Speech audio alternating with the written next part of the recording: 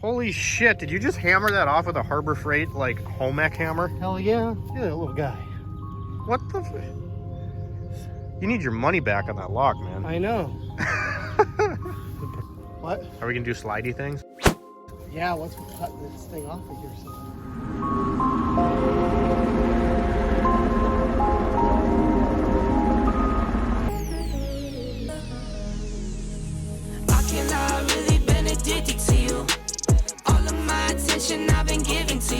How you doing, man? Trying to pull this thing off the trailer. Have we had a crazy day?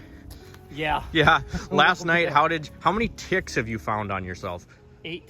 8? Total, yeah. Yeah, guys, this car, the race car, was parked out at our buddy Rick's place, and how many ticks do you think we found on this thing?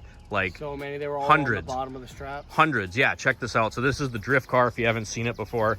But when these straps were all hooked up, this was just like absolutely covered in wood ticks. I'm sure if I spent, 30 seconds around this thing right now, I could find 10 more. Yeah. So I don't know how we're going to eradicate this thing. We were going to work on it on the trailer because, yeah, well, we're full. But I don't know that that's going to happen now because I'm not trying to catch Lyme's disease. I don't know about you. Yeah, no, I'm good. So I don't know. We're just going to kind of roll this. I just kind of wanted to make a little vlog and we'll continue with our repairs. Tim, I know you're watching this, guys. Tim gave me these jumper cables. Look at how far away. This is absolutely ridiculous. And these are like, not to mention super heavy duty, but look at this. They're like 30 yards away. So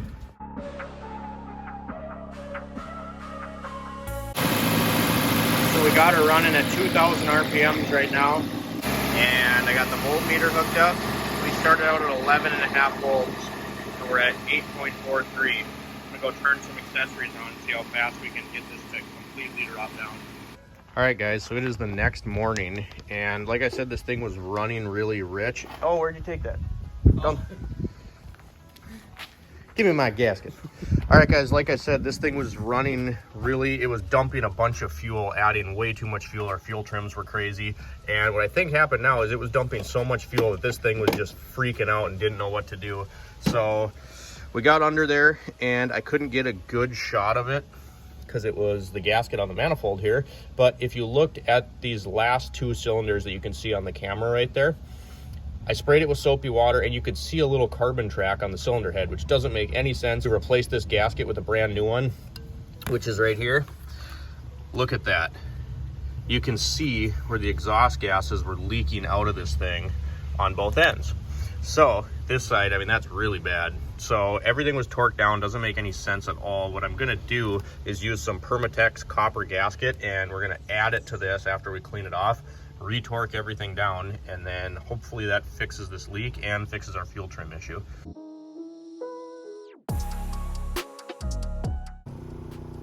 Dude, this is Tim again. Sorry? I got this smoke machine from Tim. Thanks again, Tim. Yeah, the alignment, yeah, I'm gonna have to get up early. I don't have a choice. Like, the alignment's gonna take all day. It's drift car time. Let me see that thing. Oh, now I can't see. I'm gonna have to put this down. What do you do? I don't think so. Where's the hole? I'm trying to get this petcock closed, guys, and we snapped off half of it. I think I got it. I think so. Is it turning? No. What? No, but your tool's like just stripping it out, I think. Ah. We can do it as many times as you need to. Is it recording?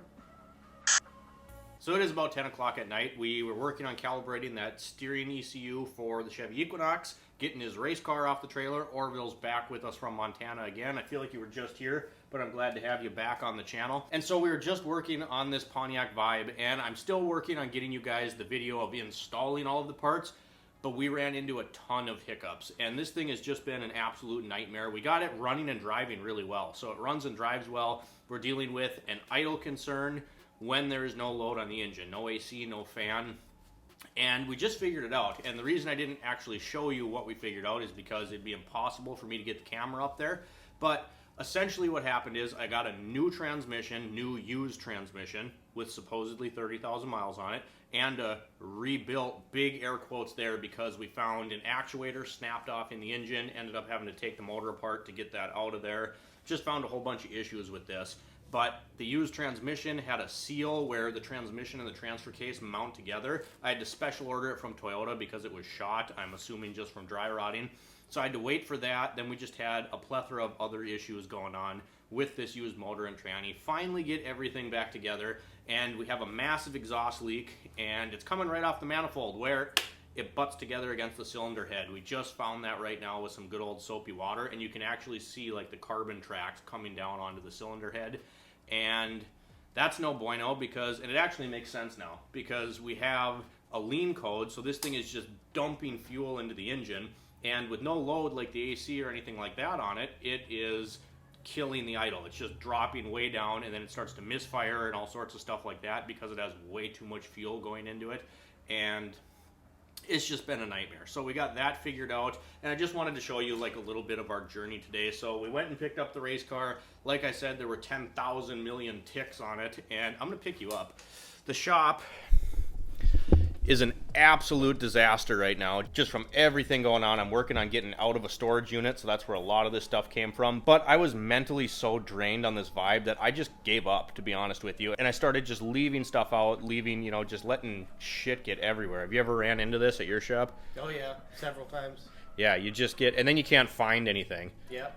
So, you know, it's nice to have a second set of eyeballs looking at this thing, because I've been working on this car, well, between waiting and parts and everything like that. I've had the car for a couple weeks. You know, it's just been a complete nightmare to try to get this car with these used parts on this 220,000 mile chassis. It's just been, we're trying to dial it in now, and this stuff isn't easy. You know, cars aren't the same as Legos. You know, you don't just get to put this stuff back together and it magically all works perfectly. We had to clean out the idle air control. We had to relearn the throttle body. We did all this stuff, and it's just a lot of work, you guys. So I'm going to get you that video, and we're going to have a few vlogs on the channel over the next week that Orville is here. So we're going to do some work on the drift car. We're going to do a hydro e-brake, and what else do we got to do? Hydro e-brake. We're gonna do some steering mods. That's pretty much it. That's pretty much it. Offset rack spacers. Yeah, that should be pretty much it. Yeah, so that's going to be fun, man. Hell yeah. I'm excited. So hopefully we'll get you some exciting videos coming up here at the track. Last video we made on track, I really enjoyed doing that. So I'm excited to get a little more seat time, even if it's in the passenger seat of the car. And hopefully we'll get a video just ripping this thing around on the street too, because it is 100% street legal. So you guys, I just wanted to bring you a little bit of a vlog today. We're going to continue to work on this thing tomorrow. You can see right now, obviously, it is nighttime, so we're going to call it a day for right now. Just relax a little bit, BS, and, you know, do that kind of thing. So thanks for watching the video. Make sure if you like the content, you subscribe down below. That really helps me out. I noticed on the analytics the last time I was looking that 72% of you that view my videos aren't subscribed, and that's a huge problem for creators on YouTube. Like, that's how I'm able to do this and how I make a living. So make sure you go down and hit that subscribe button, because 73% unsubscribed. All you gotta do is click the button. It's not gonna hurt you, right? So subscribe to the channel. I greatly appreciate it, and we'll see you next time.